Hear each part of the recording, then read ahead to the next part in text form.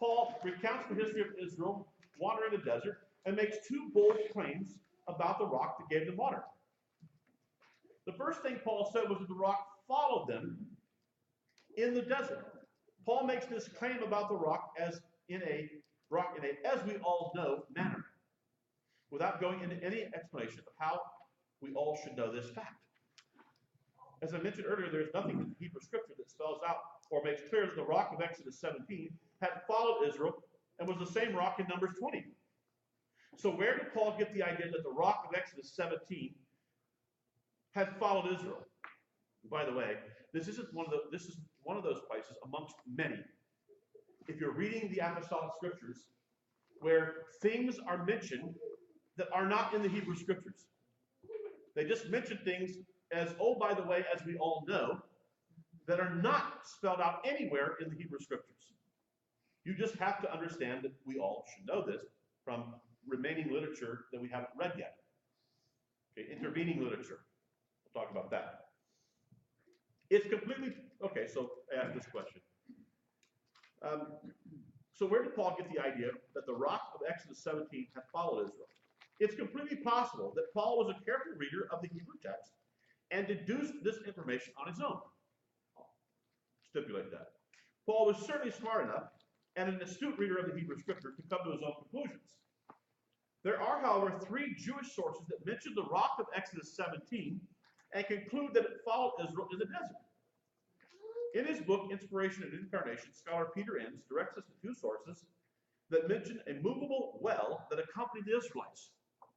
Targum Onkelos, to Numbers 21, 16 to 20, mentioned that the well of Numbers 21, 18 moved up into the mountains and down the valleys, depending on Israel's location. While the Targum is focused on a well, it's not too far a jump from a movable well to a rock that follows. The Targums are Aramaic texts that both paraphrase the Hebrew scripture and then add commentary. The Targums would have been known to Paul's audience even if they were not considered canonical. It is believed that Targum Onkelos dates to around from somewhere between 35 AD to 120 AD, as those are the birth and death dates of its author, whose name happened to be Onkelos. The second source Enns points us to is the Tosefta, which is a rabbinic set of writings that predate the Talmud. In Tractate Sukkah 3:11, we have a rock that follows Israel into the mountains and the valleys, camping wherever they stop. Admittedly, both the Targum and Tosefta are later than Paul, but it's important to know that other sources beside Paul were aware of the rock that follows tradition within the same basic time frame. A third source, mentioned by Enns, comes closer to the time of Paul in a work known as the Book of Biblical Antiquities. In 10:7, we read, "Now he, Moses, led his people out into the wilderness. For 40 years he rained down for them bread from heaven and brought quail to them from the sea and brought forth a well of water to follow them." In the later text, 11:15, we read, "And there in the desert he commanded him many things and showed him the tree of life, from which he cut off and took and threw into the Marah, and the waters of Marah became sweet. And it," that is the water, "followed them in the wilderness 40 years and went up to the mountains with them and went down into the plains." In an earlier, okay, so this water, according to Paul, it follows them. He says this water follows them. This would explain why from chapter 17 of Exodus to chapter 20 of Numbers, which covers the 39 plus years of their wandering, they never complained again. And what brought about their complaint is the water is shut off from this rock. Okay, now the question is this. Here's the question. Have you guys learned your lesson from what happened here? We're going to replay this 40 years later. We're going to replay this 40 years later. And here's what's interesting. The same complaint that the people made here, they make here 40 years later. Make the same complaint. Yeah. It was more dramatic. One generation has passed away to the would not be going into the promised land. Right. And it carried over to the next generation. It carried over to the next generation. It did. Look. Even though that generation has the water for 39 years. Even though that generation had the water for 39 years. They make the same basic complaint. You brought us out here to die, didn't you? You brought us out here to be thirsty. So we just died without water. It's like, hold on. Didn't I give you water in chapter 15? Didn't I give you water in chapter 17? And this rock this rock has followed you all the way through the wilderness to make sure that all along the way you have water. Now we get to chapter 20, and we're 39 plus years in. We're about to go in the promised land. Most of this generation has died off. Miriam dies, and Miriam is connected with water. Everywhere the children of Israel went, she's connected with water. So Miriam dies, and it's not ironic. I don't think it's accidental that when Miriam dies, the water is shut off. She's connected with this idea of water. Okay? So Miriam's death is right on the Hebrew, comes first, and then we have this issue of the water. Yes. So, I don't remember if you said this. So, in chapter 15, when they complained the first time, chapter 17, we know where they were geographically. Close. We can. I didn't put it on a map. We could. Because their wanderings were Yeah. wanderings, and so could they have come back to that same rock? Most would say that they did not. That the rock. We need to look at a map to show you the places that they stopped at based on the Book of Numbers.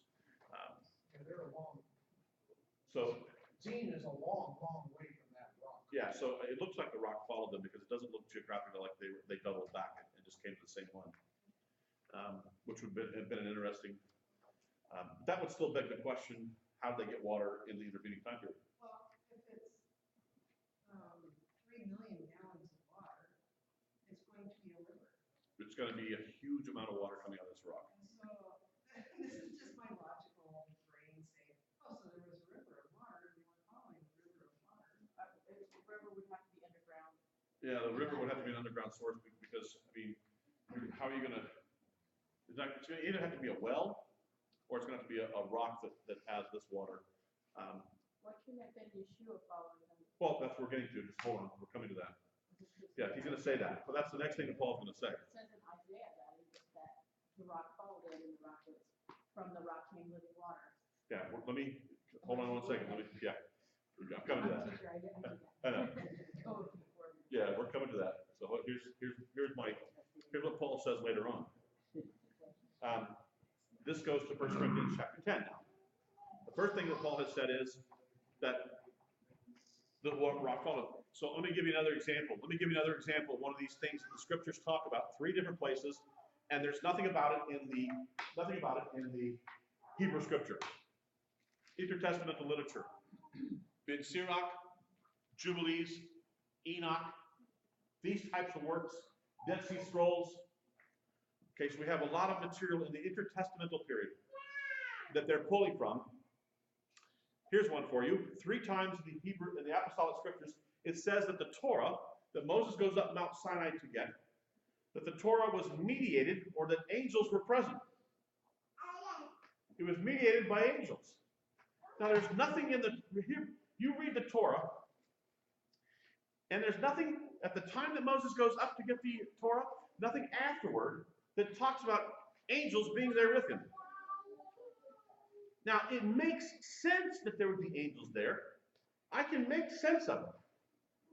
But there's nothing that explicitly states that until we get to the intertestamental literature. And then the apostolic scripture says, just matter of factly, and the Torah, which was mediated by angels, and just goes on.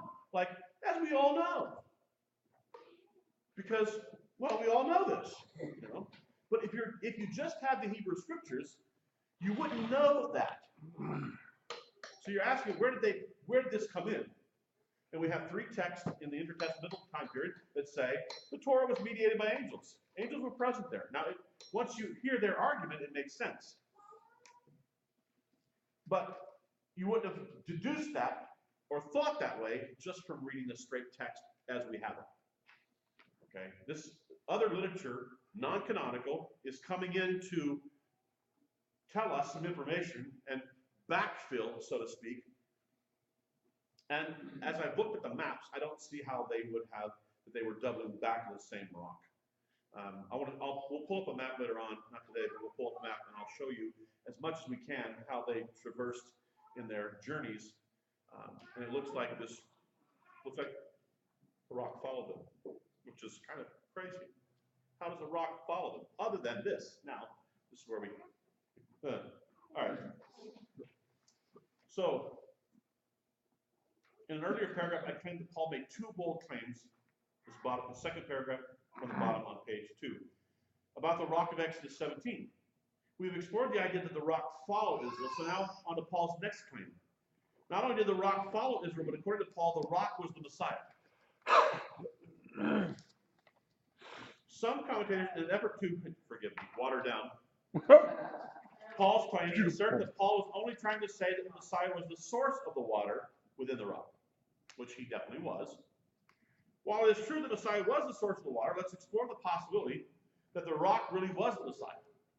Where would Paul have come up with this idea? Here again, there are two primary places where Yahweh is compared to a rock. Deuteronomy and Psalms. Psalm 32, 30 to 31 states, how could one man chase 1,000 or two put 10,000 to flight unless their rock had sold them, unless the Lord had given them up? For their rock is not like our rock, as even our enemies could see. Okay, so here's this concept of rock there in Deuteronomy. Let me finish this part, and then I'll come to you. Hold on 1 second. 21 times the Psalms claim that Yahweh is a rock. And Psalm 62, 7 and 8, 7, I put 8 because the superscription is part of the verse in there, is an example of this usage. Psalm 62 states, my salvation and honor depend on God. He is my mighty rock, my refuge. That's the word sur, okay? So 21 times the word sur, rock, is used. There are too many Psalms to list them all, but if one included the Hebrew word Selah, which is actually used in our Psalm, in our Numbers 20 text, another 5 could be added to the earlier number of 21. And you could see Psalm 18, 2, and 3. Okay, so if I take the word sur, which means rock, if I take the word Selah, which means rock, these synonyms for rock, you have a number of times, so 21 plus the 5, 26 times the Yahweh is called a rock in the Psalms. Okay, so this idea that he was called a rock, Paul says, you know what was moving this rock along? What was moving this rock along was Messiah. You know, what caused it to follow them is either one of two things. Either he's in the rock or he's behind it pushing it. So this is why every time Israel looks around, there's this rock with water. Either he's in it or he's behind it pushing it. Either way, he's the cause of it. Yeah, go ahead.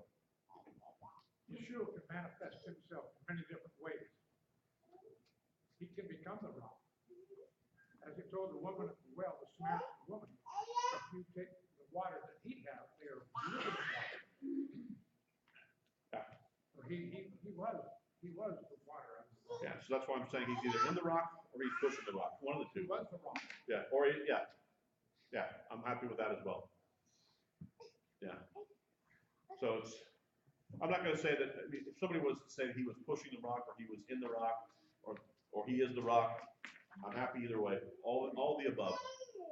Yeah. There is a passage in the Bible where I forget who it is, and he said he wanted to see the Lord, but he can't see me, but he opens up the cliff and he gets inside the cliff, and then God was his protection. Oh, that's Moses in Exodus 34. Yeah. So yeah, he hides himself in the cleft of the rock. Right. But there it doesn't say he is the rock. But I mean, But that's like an analogy or whatever. Yeah. Like, he's my rock and my shield. yeah, and those kind of texts are what we're getting from the Psalms.